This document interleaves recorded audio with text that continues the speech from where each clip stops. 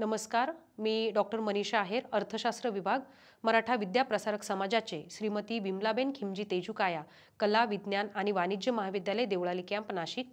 आजच्या व्हिडिओ लेक्चरमध्ये आपण भारतीय आर्थिक विकास या विषयाअंतर्गत आर्थिक विकास म्हणजे काय या संकल्पनेचा सविस्तर अभ्यास करणार आहोत. आर्थिक विकास म्हणजे काय या घटकाचा विचार करत असताना अर्थव्यवस्थेमध्ये प्रत्येक अर्थव्यवस्थेचं एक दीर्घकालीन उद्दिष्ट ठरलेलं आहे आणि ते म्हणजे आर्थिक विकासाचा दर साध्य करणं, आर्थिक विकासाच्या दरामध्ये दिवसेंदिवस वाढ करणं आणि हे उद्दिष्ट साध्य करण्याच्या उद्देशाने प्रत्येक अर्थव्यवस्था सतत प्रयत्नशील असल्याचं दिसून येतं. दुसऱ्या महायुद्धानंतर जागतिक पातळीवर बऱ्याच अर्थव्यवस्था मोडकळीस आल्या आणि या अर्थव्यवस्थांची पुनर्रचना करण्यासाठी किंवा या अर्थव्यवस्थांना आपली स्वतःची पुनर्रचना करून घेऊन आर्थिक विकास साध्य करावा या दृष्टीने प्रत्येक अर्थव्यवस्था मोठ्या प्रमाणात प्रयत्न करू लागली आणि म्हणून आर्थिक विकास या संकल्पनेला आणि अर्थशास्त्रामध्ये आर्थिक विकास या विभागाला अतिशय महत्त्वाचं स्थान प्राप्त झालं. मग या अगोदरच्या व्हिडिओ लेक्चरमध्ये आपण आर्थिक विकासाची गरज किंवा आवश्यकता का आहे या घटकाचा सविस्तर अभ्यास केलेला आहे. आर्थिक विकास अर्थव्यवस्थेमध्ये आपल्या राष्ट्रीय उत्पन्नात वाढ घडून येणं, आपल्या दरडोई उत्पन्नात वाढ घडून येणं, अर्थव्यवस्थेतील जनतेच्या राहणीमानात वाढ घडून येणं या सर्व घटकांच्या आधारे अर्थव्यवस्थेमध्ये मोठ्या प्रमाणात रोजगार निर्मितीच्या दृष्टीने असेल, जीवनमानाच्या दर्जात वाढ घडून येण्याच्या दृष्टीने असेल, आर्थिक विकास हा घटक अर्थव्यवस्थेच्या दृष्टीने महत्त्वाचा आहे. म्हणून आजच्या व्हिडिओ लेक्चरमध्ये आपण आर्थिक विकास म्हणजे काय हे समजून घेत असताना सुरुवातीला आर्थिक विकास या घटकाची सविस्तर चर्चा करणार आहोत. त्याचबरोबर आर्थिक विकासाचा अर्थ, आर्थिक विकासाची वैशिष्ट्ये आणि आर्थिक विकासाचे निर्देशक घटक कोणते आहेत या घटकांची सविस्तर चर्चा आजच्या या व्हिडिओ लेक्चरमध्ये आपण करणार आहोत. मग आर्थिक विकास म्हणजे काय? आर्थिक विकास या घटकाच्या व्याख्या करत असताना प्रत्येक अर्थतज्ञाने वेगवेगळ्या घटकांवर फोकस केलं असल्याचं दिसून येतं, वेगवेगळ्या घटकांवर भर दिला असल्याचं दिसून येतं. अर्थव्यवस्थेमध्ये प्रत्येक अर्थव्यवस्था आर्थिक विकास साध्य करण्याचा प्रयत्न करते आणि जगाच्या पाठीवर जेवढ्या अर्थव्यवस्था आहे या त्या अर्थव्यवस्थांचं असणारं राष्ट्रीय उत्पन्न, त्या अर्थव्यवस्थांचं असणारं दरडोई उत्पन्न, त्या अर्थव्यवस्थेतील जनतेचा असणारा राहणीमानाचा दर्जा या घटकांच्या आधारे 3 गटामध्ये वर्गीकरण केलं जातं. एक म्हणजे विकसित देश, दुसरं म्हणजे विकसनशील देश आणि तिसरं म्हणजे अल्पविकसित देश. प्रत्येक देशाचं दीर्घकालीन उद्दिष्ट आपण विकसित व्हायचं आहे हे असल्यामुळे आर्थिक विकास या घटकाचा अर्थ किंवा आर्थिक विकास म्हणजे काय या घटकाचा विचार करत असताना आर्थिक विकास म्हणजे अशी प्रक्रिया की दीर्घ कालावधीमध्ये देशातील लोकांच्या वास्तव दरडोई उत्पन्नात वाढ होण्याबरोबरच दारिद्र्य रेषेखालील लोकसंख्येत वाढ होणार नाही आणि उत्पन्नाचं वितरण जे आहे ते असमान असणार नाही. म्हणजे एक व्यापक स्वरूपात आर्थिक विकास या घटकाचा विचार करत असताना अर्थव्यवस्थेमध्ये आर्थिक विकास या घटकाचा विचार करताना देशाच्या वास्तव राष्ट्रीय उत्पन्नात वाढ घडून येणं आवश्यक आहे, दरडोई उत्पन्नात वाढ घडून येणं आवश्यक आहे.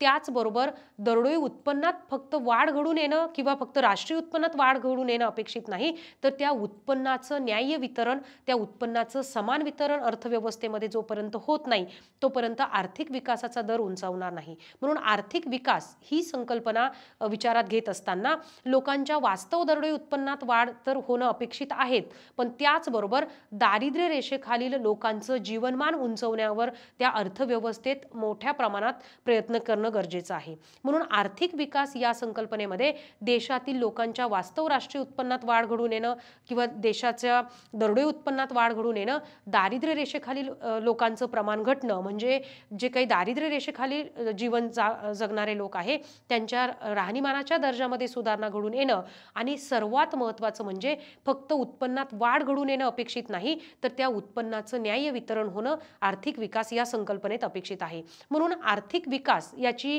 प्राध्यापक लुईस यांनी केलेली व्याख्या जर आपण बघितली तर दरडोई उत्पन्नात होणारी वाढ म्हणजे आर्थिक विकास होय. आर्थिक विकास या संकल्पनेचा अर्थ समजून घेत असताना किंवा आर्थिक विकास या संकल्पनेच्या व्याख्या समजून घेत असताना प्रत्येक अर्थतज्ञाने काही विशिष्ट घटकावर लक्ष केंद्रित केलं असल्याचं दिसून येतं. उदाहरणार्थ प्राध्यापक लुईस यांच्या मते दरडोई उत्पन्नात होणारी वाढ म्हणजे आर्थिक विकास. दरडोई उत्पन्नाला महत्त्वाचं स्थान देण्याचं कारण असं की अर्थव्यवस्थेमध्ये जनतेच्या राहणीमानाचा दर्जा हा दरडोई उत्पन्नावर अवलंबून असतो. दरडोई उत्पन्न काढण्यासाठी देशाचं असणारं एकूण राष्ट्रीय उत्पन्न भागिले त्या देशाची असणारी लोकसंख्या. मग अर्थव्यवस्थेमध्ये आर्थिक विकास होतो आहे किंवा आर्थिक विकास कशाच्या आधारे होतो आहे हे स्पष्ट होईल. याचा जर विचार केला तर लुईस यांच्या मते दरडोई उत्पन्नात होणारी वाढ म्हणजे आर्थिक विकास होय. तर प्राध्यापक पीटरसन यांच्या मते आर्थिक विकासामध्ये कालानुरूप दरडोई वस्तू व सेवांच्या उत्पादनात वाढ होण्याबरोबरच अर्थव्यवस्थेची वस्तू व सेवांची उत्पादन क्षमता वाढ होणं किंवा उत्पादन क्षमतेचा विकास होणं हा घटक देखील अपेक्षित आहे. म्हणजे आर्थिक विकासाचा विचार करत असताना अर्थव्यवस्थेत दरडोई उत्पन्नात वाढ घडून येणं, अर्थव्यवस्थेमध्ये राष्ट्रीय उत्पन्नात वाढ घडून येणं, त्याचबरोबर अर्थव्यवस्थेची दीर्घकालीन आणि कायमस्वरूपी उत्पादन क्षमता उंचावणं अपेक्षित आहे. म्हणून आर्थिक विकास ही संकल्पना व्यापक स्वरूपाची आहे. आर्थिक विकासामध्ये संख्यात्मक आणि गुणात्मक दोनही प्रकारचे बदल अर्थव्यवस्थेत होणं अपेक्षित आहे. संख्यात्मक बदल म्हणजे राष्ट्रीय उत्पन्न आहे त्या पातळीपेक्षा जास्त वाढणं किंवा दरडोई उत्पन्न आहे त्या पातळीपेक्षा वाढणं. त्याचबरोबर गुणात्मक बदल याचा अर्थ असा की अर्थव्यवस्थेतील जनतेच्या राहणीमानाचा दर्जा उंचावणं अपेक्षित आहे. अर्थव्यवस्थेतील जनतेला सर्व प्रकारच्या जीवनावश्यक गरजांची त्यांची पूर्तता होणं गरजेचं आहे. म्हणून आर्थिक विकासामध्ये दरडोई उत्पन्नात वाढ होणं, राष्ट्रीय उत्पन्नात वाढ होणं, त्याचबरोबर अर्थव्यवस्थेत दारिद्र्य रेषेखालील जनतेचं प्रमाण कमी होणं, अर्थव्यवस्थेमध्ये उत्पादन क्षमता उंचावणं, जीवनावश्यक गरजांची योग्य त्या प्रमाणात योग्य त्या वेळेवर उपलब्धी होणं, या सर्व घटकांना आर्थिक विकास असं म्हटलं जातं. म्हणून आर्थिक विकासाची काही वैशिष्ट्ये आहेत किंवा आर्थिक विकास ही एक प्रक्रिया आहे आणि या प्रक्रियेची वैशिष्ट्ये बघत असताना सर्वात महत्त्वाचा पहिला घटक म्हणजे आर्थिक विकास ही एक प्रक्रिया आहे. आर्थिक विकास ही एक प्रक्रिया आहे म्हणजे आर्थिक विकास ही दीर्घकाळ चालणारी एक प्रक्रिया आहे. पण आर्थिक विकासाची जी प्रक्रिया आहे ती खंडित स्वरूपाची आहे, तुटक स्वरूपाची आहे. कारण अल्पविकसित आणि विकसनशील देशांमध्ये आर्थिक विकासाचा दर उंचावत असताना अनेक अडथळे, अनेक समस्या फेस करून, अनेक समस्यांना तोंड देऊन या देशांना आर्थिक विकासाचा दर उंचवावा लागतो. उदाहरणार्थ अल्पविकसित आणि विकसनशील देशांमध्ये झपाट्याने वाढणारी लोकसंख्या, त्यामुळे निर्माण होणारे प्रश्न, बेरोजगारी, दारिद्र्याचं मोठं प्रमाण, उपासमारी, कुपोषण या प्रकारचे जे प्रश्न आहे या प्रश्नांवर मात करून किंवा या प्रश्नांची सोडवणूक करून मग आर्थिक विकासाचा दर साध्य करायचा आहे. म्हणून आर्थिक विकास ही एक प्रक्रिया आहे. ही प्रक्रिया तुटक स्वरूपाची, खंडित स्वरूपाची आहे. त्यानंतर दुसरं अतिशय महत्त्वाचं वैशिष्ट्य आर्थिक विकासाचं आहे की आर्थिक विकासामध्ये स्पेशली दरडोई उत्पन्नात वाढ होणं अपेक्षित आहे. आर्थिक विकासामध्ये दरडोई उत्पन्नात वाढ होणं अपेक्षित आहे कारण आर्थिक विकास होत असताना फक्त राष्ट्रीय उत्पन्न वाढून चालणार नाही, तर त्या राष्ट्रीय उत्पन्नाचं वाढ होत असताना देशामध्ये लोकसंख्या एकतर स्थिर असली पाहिजे किंवा राष्ट्रीय उत्पन्न वाढीच्या दरापेक्षा लोकसंख्या वाढीचा दर कमी असला पाहिजे, तरच दरडोई उत्पन्नात वाढ घडून येईल. अन्यथा दरडोई उत्पन्नामध्ये एका बाजूला राष्ट्रीय उत्पन्न जरी वाढत असेल तरी दरडोई उत्पन्नात होणारी वाढ मात्र कमी दिसून येईल. म्हणून लोकसंख्या वाढीच्या वेगावर नियंत्रण ठेवणं आणि देशामध्ये दरडोई उत्पन्नात वाढ घडून येणं आर्थिक विकासामध्ये अपेक्षित आहे. म्हणून आर्थिक विकासाचं हे देखील एक महत्त्वाचं वैशिष्ट्य आहे. आर्थिक विकासाचं अजून एक अतिशय महत्त्वाचं वैशिष्ट्य म्हणजे अर्थव्यवस्थेमध्ये तात्पुरत्या स्वरूपाचे होणारे बदल म्हणजे आर्थिक विकास नव्हे. म्हणजे एका विशिष्ट वर्षापुरतं, विशिष्ट कालावधीपुरतं राष्ट्रीय उत्पन्न वाढत असेल, एका विशिष्ट कालावधीपुरतं फक्त दरडोई उत्पन्नात वाढ होत असेल, राहणीमानाचा दर्जा उंचावत असेल तर त्याला आर्थिक विकास म्हणता येणार नाही. तर आर्थिक विकास या संकल्पनेमध्ये दीर्घकालीन वाढ होणं आवश्यक आहे किंवा दीर्घकालीन वाढ होणं अपेक्षित आहे. म्हणजे अर्थव्यवस्थेमध्ये होणारा जो विकास आहे तो दीर्घकालीन आणि शाश्वत स्वरूपाचा असला पाहिजे. म्हणजे अर्थव्यवस्थेचा आर्थिक विकास होत असताना त्यामध्ये दीर्घकालीन वाढ होणं किंवा मोठ्या प्रमाणामध्ये वाढ घडून येणं अपेक्षित आहे. म्हणून आर्थिक विकासाची ही वैशिष्ट्ये आहेत. त्याचबरोबर उत्पन्न वाटपात जी असमानता आहे ती असमानता दूर होऊन उत्पन्न वाटपात समानता प्रस्थापित होणं म्हणजे आर्थिक विकास. अर्थव्यवस्थेमध्ये आर्थिक विकास होत असताना त्या आर्थिक विकासाचे फायदे किंवा त्या आर्थिक विकासाचा लाभ तळागाळातील जनतेपर्यंत पोहोचला पाहिजे। तळागाळातील जनतेपर्यंत त्या सुखसोयी असतील, कल्याणाच्या सुविधा असतील, या किंवा सर्व प्रकारच्या जीवनावश्यक वस्तू असतील, या सर्व घटकांची पूर्तता फक्त त्यामध्ये संख्यात्मक वाढ होऊन चालणार नाही, तर त्याचं वाटप समान प्रमाणात झालं पाहिजे। आणि जोपर्यंत उत्पन्न वाटपातील असमानता कमी होत नाही, उत्पन्न वाटपामध्ये जोपर्यंत समानता येत नाही, तोपर्यंत अर्थव्यवस्थेत आर्थिक विकास साध्य झाला असं म्हणता येणार नाही। म्हणून आर्थिक विकासाची ही वैशिष्ट्ये आहेत की आर्थिक विकासामध्ये आर्थिक विकास ही एक प्रक्रिया आहे, ती दीर्घकालीन स्वरूपाची आहे, त्यामध्ये उत्पन्न वाटपामध्ये समानता निर्माण होणं गरजेचं आहे। आर्थिक विकासाची प्रक्रिया ही दीर्घकालीन तुटक स्वरूपाची, खंडित स्वरूपाची आहे, कारण अल्पविकसित आणि विकसनशील देशांमध्ये खूप मोठ्या प्रमाणामध्ये प्रश्न आहेत। त्या प्रश्नांवर मात करून म्हणजे दारिद्र्य, बेकारी, कुपोषण, उपासमार, माता मृत्यू प्रमाण, बालमृत्यू प्रमाण या सर्व घटकांवर मात करून मग आर्थिक विकासाचा दर साध्य करायचा आहे। म्हणजे आर्थिक विकासाची प्रक्रिया ही सतत स्वरूपाची नाही, तर त्यामध्ये काही खंडित स्वरूप निर्माण होतं, काही खंडितपणा निर्माण होऊ शकतो। मग आता अर्थव्यवस्थेमध्ये आर्थिक विकास होतो आहे हे कशाच्या आधारे स्पष्ट होतं? त्याला आपण आर्थिक विकासाचे निर्देशक असं म्हणतो किंवा इंडिकेटर्स ऑफ इकॉनॉमिक डेव्हलपमेंट असं म्हणतो। अर्थव्यवस्थेमध्ये आर्थिक विकास होतो आहे हे कशाच्या आधारे स्पष्ट होईल किंवा आर्थिक विकासाचे निर्देशक घटक कोणते आहेत की त्याच्या आधारे त्या अर्थव्यवस्थेचा आर्थिक विकास होतो आहे याचं स्पष्टीकरण आपल्याला मिळतं। तर जागतिक पातळीवर आर्थिक विकासाचं मापन करत असताना काही निकष, काही निर्देशक ठरवलेले आहे। त्या निर्देशकांमध्ये सर्वात महत्त्वाचा पहिला निर्देशक आहे वास्तव राष्ट्रीय उत्पन्नात वाढ होणं, म्हणजे increase in real national income. अर्थव्यवस्थेमध्ये जर वास्तव राष्ट्रीय उत्पन्नात वाढ घडून येत असेल तर त्या अर्थव्यवस्थेचं आर्थिक विकासाचा दर उंचावतो आहे, हे त्याचं पहिलं महत्त्वाचं लक्षण आहे। राष्ट्रीय उत्पन्न म्हणजे काय हे आपल्याला माहित आहे। राष्ट्रीय उत्पन्न याचा अर्थ अर्थव्यवस्थेमध्ये एका विशिष्ट कालखंडामध्ये उत्पादित होणाऱ्या सर्व वस्तू आणि सेवांची बेरीज म्हणजे राष्ट्रीय उत्पन्न होय। म्हणजे किंवा राष्ट्रीय उत्पन्नाचं मापन उत्पादन घटकांच्या मोबदल्यांच्या आधारे देखील करता येतं की अर्थव्यवस्थेमध्ये एका विशिष्ट कालखंडामध्ये उत्पादनाच्या घटकांना म्हणजे भूमी, श्रम, भांडवल आणि संयोजक हे जे 4 उत्पादनाचे घटक आहे, या उत्पादनाच्या घटकांना मिळणारे मोबदले म्हणजे खंड, वेतन, व्याज आणि नफा या मोबदल्यांची बेरीज करून राष्ट्रीय उत्पन्नाचं मापन केलं जातं।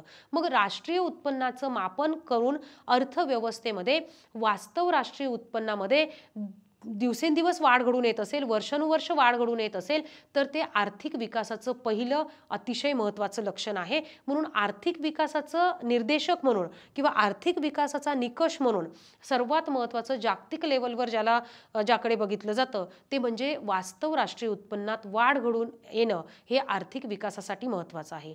त्याचबरोबर दुसरा अतिशय महत्त्वाचा निर्देशक घटक आहे तो म्हणजे दरडोई वास्तव उत्पन्नात वाढ। दरडोई वास्तव उत्पन्नात वाढ, दरडोई उत्पन्न म्हणजे काय हे अगोदर आपल्याला माहित असायला पाहिजे। दरडोई उत्पन्न याचा अर्थ असा, देशाचं एका विशिष्ट कालखंडात असणारं एकूण राष्ट्रीय उत्पन्न त्याला भागिले त्या देशाची असणारी एकूण लोकसंख्या। मग अर्थव्यवस्थेमध्ये वास्तव राष्ट्रीय उत्पन्नात वाढ घडून येणं तर अपेक्षित आहे, परंतु दरडोई उत्पन्नावर त्या देशातील लोकांच्या राहणीमानाचा दर्जा अवलंबून असतो। जोपर्यंत दरडोई उत्पन्नात वाढ घडून येत नाही तोपर्यंत देशातील लोकांच्या राहणीमानाचा दर्जा उंचावणार नाही, म्हणजे आर्थिक विकास घडून येणार नाही। म्हणून दरडोई उत्पन्नात वाढ घडून येणं अर्थव्यवस्थेमध्ये आर्थिक विकासाचं महत्त्वाचं लक्षण आहे।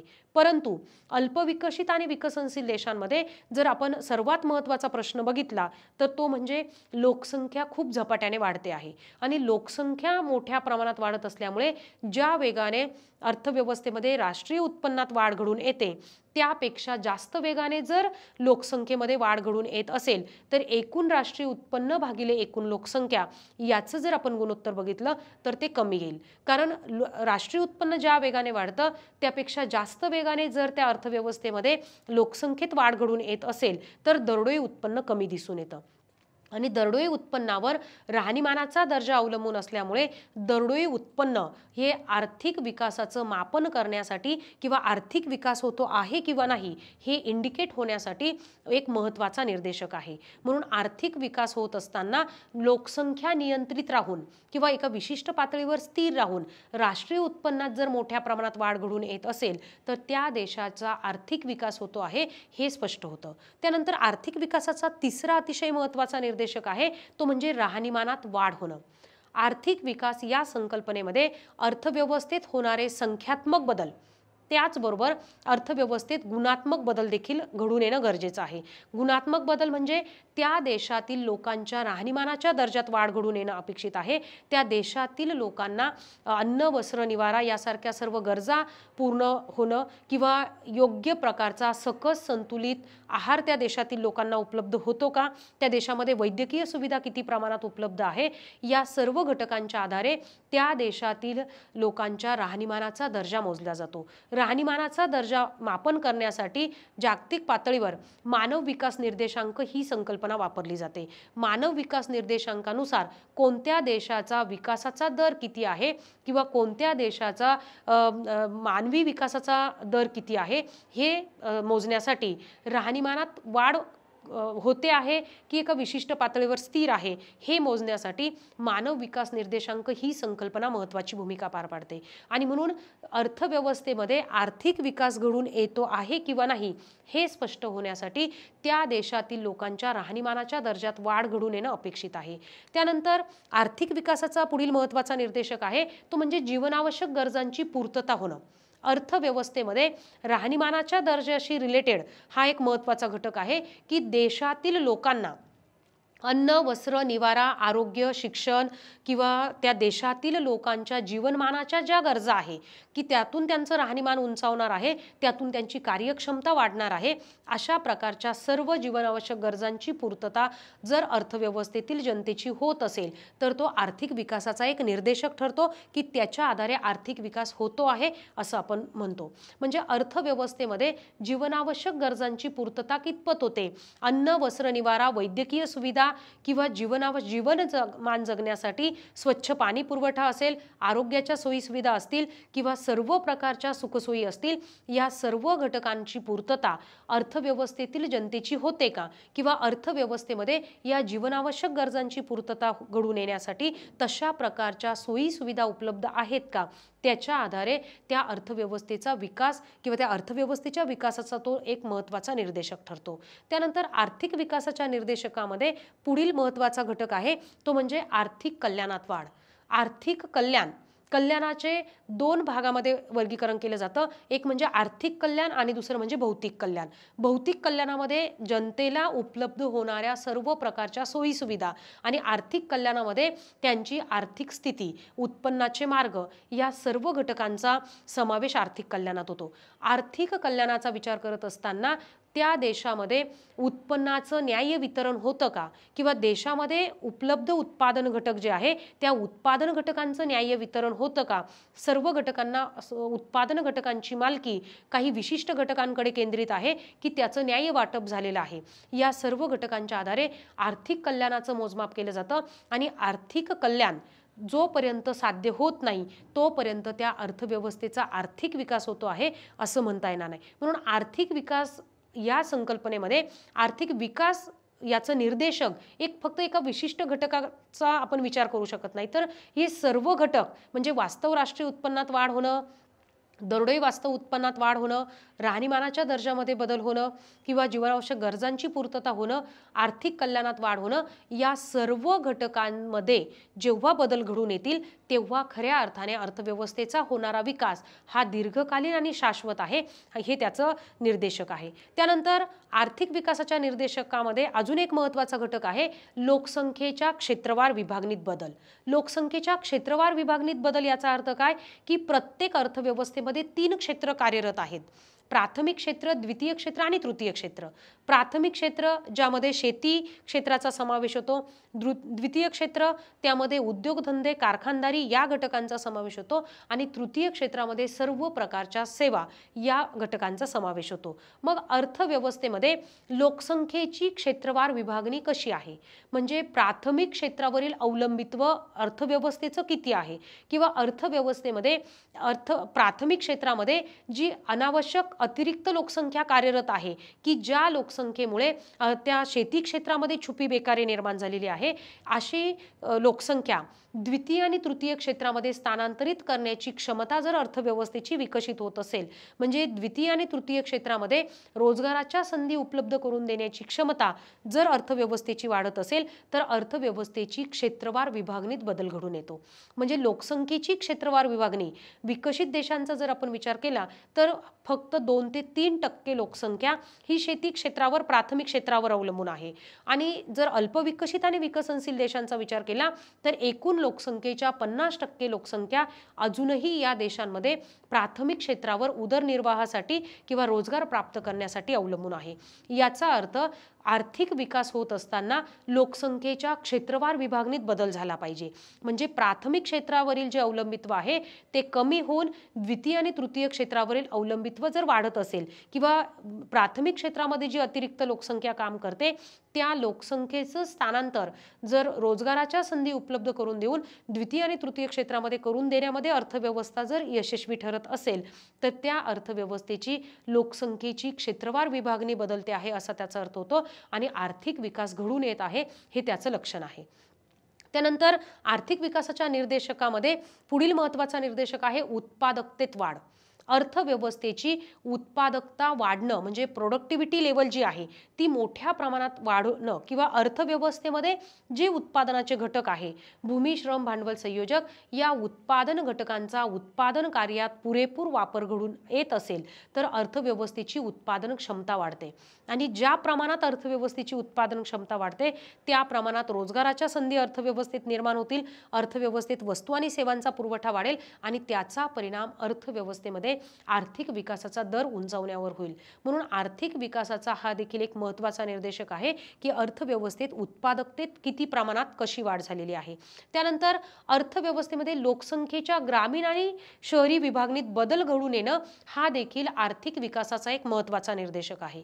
अर्थव्यवस्थेमध्ये अल्पविकसित आणि विकसनशील देशांमध्ये जवळजवळ 70 ते 80% लोकसंख्या ग्रामीण भागात वास्तव्य करते आणि ग्रामीण भागात वास्तव्य करत असल्यामुळे ही सर्व लोकसंख्या शेती क्षेत्रावर रोजगारासाठी अवलंबून आहे.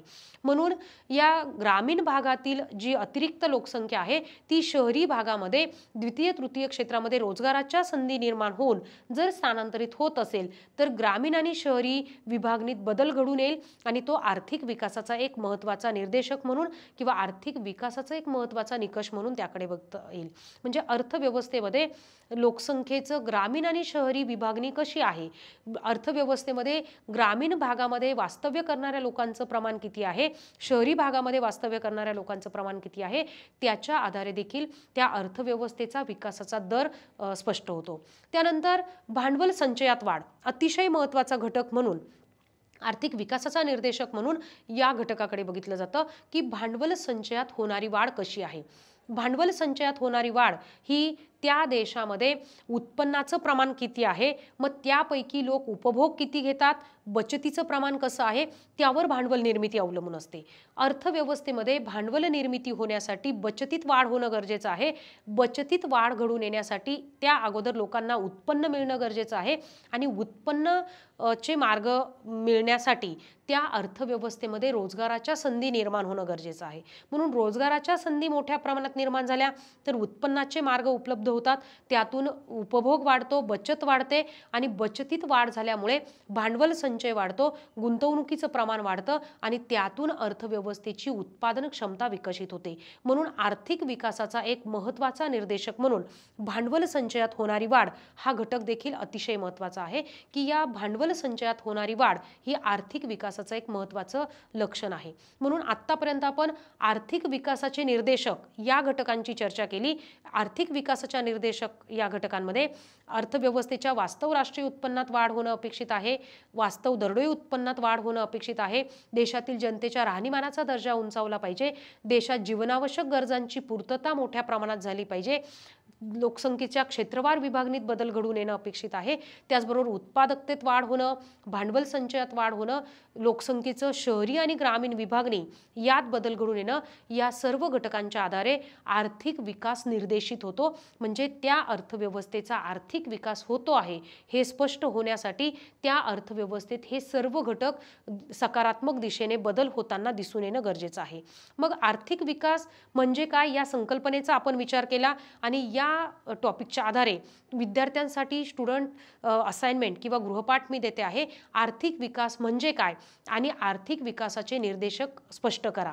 मग आर्थिक विकास म्हणजे काय आणि आर्थिक विकासाचे निर्देशक या प्रश्नाचं उत्तर आपण दिलेल्या ईमेल आयडीवर किंवा दिलेल्या गुगल क्लासरूम कोडला जॉईन करून त्यावर आपण आपलं उत्तर पाठवू शकतात. मग आजच्या लेक्चरमध्ये आपण काय शिकलो तर आर्थिक विकासाचा संबंध हा औद्योगिकरणाशी जोडलेला आहे. आर्थिक विकासाचा संबंध औद्योगिकरणाशी जोडला याचा अर्थ काय की प्राथमिक क्षेत्रावरील अवलंबित्व कमी करून उद्योग आणि सेवा क्षेत्रावरील अवलंबित्व जोपर्यंत वाढत नाही तोपर्यंत विकासाचा दर वाढत नाही. म्हणून आर्थिक विकासाचा संबंध प्रामुख्याने औद्योगिकरणाशी आणि सेवा क्षेत्राच्या विकासाशी जोडलेला आहे. म्हणून आर्थिक विकास म्हणजे लोकसंख्येच्या क्षेत्रवार विभागणीत बदल घडून आला पाहिजे. आर्थिक विकास म्हणजे देशामध्ये राहणीमानाच्या दर्जात वाढ घडून आली पाहिजे, देशामध्ये जीवनावश्यक गरजांची पूर्तता झाली पाहिजे. या सर्व घटकांच्या आधारे आपण आर्थिक विकास म्हणजे काय या घटकाचा विचार केला आणि कोणत्याही अर्थव्यवस्थेत आर्थिक विकास होतो आहे हे मोजण्यासाठीचे जे निर्देशक घटक आहे या निर्देशक घटकांची देखील सविस्तर चर्चा आपण केली. नंतरच्या व्हिडिओ लेक्चरमध्ये आपण शिकणार आहोत आर्थिक वृद्धी म्हणजे काय. आर्थिक विकास आणि आर्थिक वृद्धी या ज्या दोन संकल्पना आहेत, वृद्धी आणि विकास हे दोन शब्द व्यवहारात आपण एकाच अर्थाने वापरतो, परंतु आर्थिक विकासाच्या बाबत किंवा वृद्धीच्या बाबत विचार करत असताना त्यामध्ये फरक आहे आणि तो फरक अभ्यासण्याचं काम आपण नंतरच्या व्हिडिओ लेक्चरमध्ये करणार आहोत. नंतरच्या व्हिडिओ लेक्चरमध्ये आपण आर्थिक वृद्धी म्हणजे काय आणि आर्थिक वृद्धीचे निर्देशक घटक कोणते आहेत या घटकांची सविस्तर चर्चा करणार आहोत. धन्यवाद.